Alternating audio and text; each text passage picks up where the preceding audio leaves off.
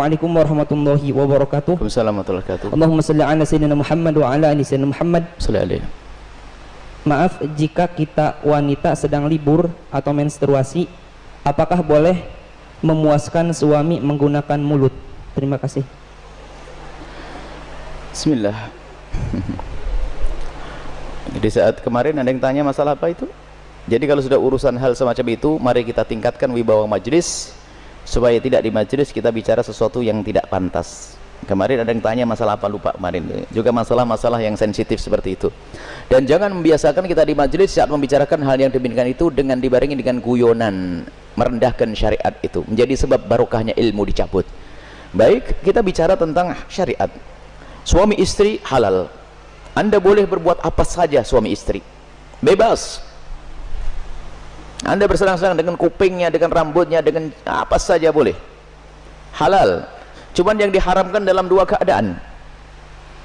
Waktu haid memasukkan ke lubang depan.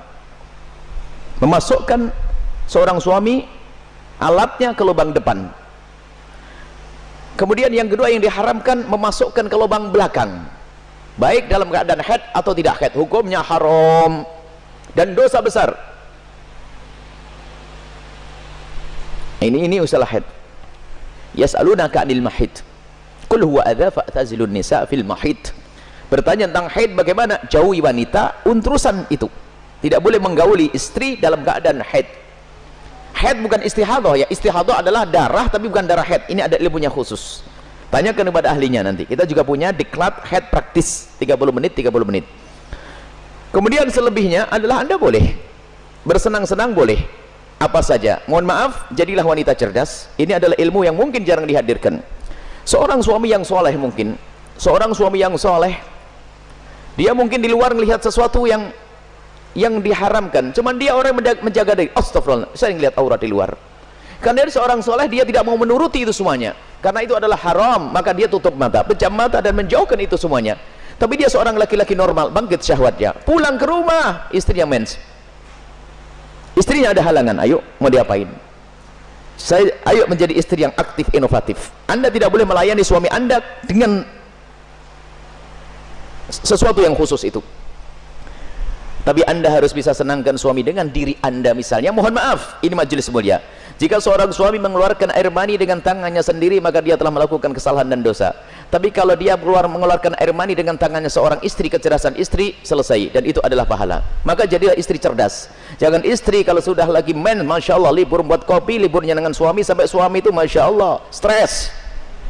Anda bisa menyenangkan dengan diri Anda. Mohon maaf, mufakhadah di antara dua paha yang penting tidak masuk wilayah itu. Atau apa saja, mohon maaf ini saya sampaikan majelis mulia, sebab banyak wanita gayanya sih modelnya kayak hebat-hebat, tapi Masya Allah bikin stres suami. Hati-hati itu, hei para wanita, sadar. Senangkan suamimu dengan apapun yang Allah berikan kepadamu, dengan tanganmu, dengan apapun. Yang penting kalau Anda haid jangan masuk wilayah itu. Sebab kadang suaminya sampai kena sudah tidur, masih akan diwakin kopi enggak, sarapan enggak, bang beli makan di warung aja bang, yang ngoroknya yang digedekan. Wahai para istri yang solehah, Anda harus aktif dan inovatif. Ada ide-ide untuk menyenangkan suami.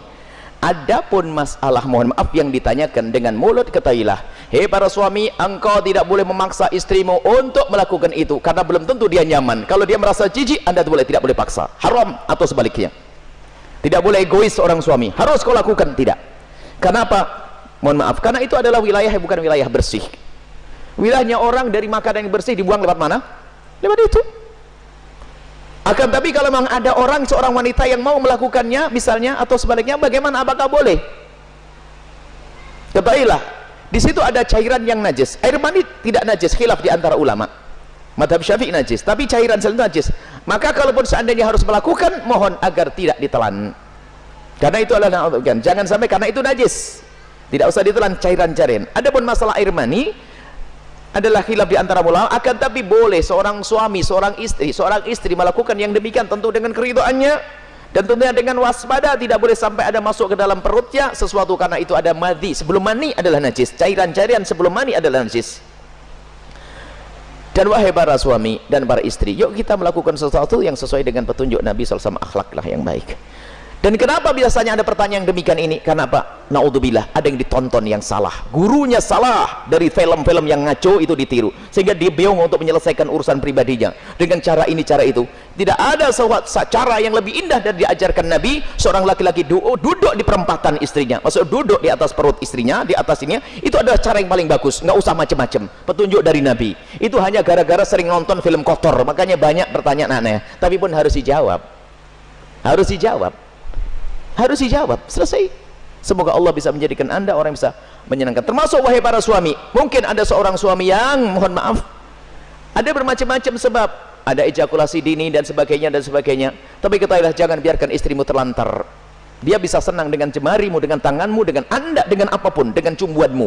Jangan sampai menjadi seorang suami egois. Dan Nabi marah dengan seorang laki-laki yang mendatangi istrinya seperti binatang mendatangi betinanya. Nggak pakai muqaddimah, pakai minyak wangi dulu deh para suami, sikat gigi yang bersih, kemudian cumbu, rayu, seperti halnya engkau ingin melihat dia cantik, dia jaga, ingin melihat engkau paling tidak agak ganteng dikit deh. Kemudian lihat, seperti halnya matanya ingin melihat dirimu indah, telinganya juga ingin mendengar kalimat indah, dan juga hidungnya pun juga ingin mencium bau harum. Cobalah siap. Makanya sebelum pulang kantor itulah mampir pom bensin dulu deh, bersih-bersih pakai minyak wangi. Ini penting. Kemudian jangan sampai, mohon maaf, Anda puas, dia tidak puas, Anda zalim. Kalaupun Anda tidak memuaskan dengan itu karena mungkin Anda punya sesuatu, sakit dan sebagainya, maka ketahuilah, istrimu adalah seorang wanita yang beriman. Dia tidak akan melakukan zina, akan tapi Anda harus bisa memuaskan dengan apapun, dengan tangan Anda dan seterusnya. Kalau dia mencari kesenangan dengan tangannya sendiri, wanita itu, dia dosa. Tapi kalau dengan tangan sang suami, tidak dosa. Mohon maaf, ini majelis mulia, dan jangan dijadikan bahan guyonan yang demikian ini. Ini adalah ilmu. Kadang-kadang begitu, suami cuek, mendatangi istrinya sudah nggak pakai muqaddimah, langsung selesai. Punya anak 6, nggak pernah seorang istri merasakan senangnya dalam hubungan suami istri. Akhirnya apa? Itulah yang menjadikan istri ogah-ogahan. Mau melayani suami, saya dapat mandi saja, tidak pernah mendapatkan kesenangan. Anda suami zalim. Baik, istri pun juga demikian. Selesai, aktif, inovatif, indah. Karena itu halal. Adapun yang haram tidak dibahas. Keharaman zina, hina, rendah di dunia, rendah di akhirat. Zina rendah di dunia, rendah di akhirat. Semoga Allah menjauhkan kita dari zina, mencukupkan dengan yang halal.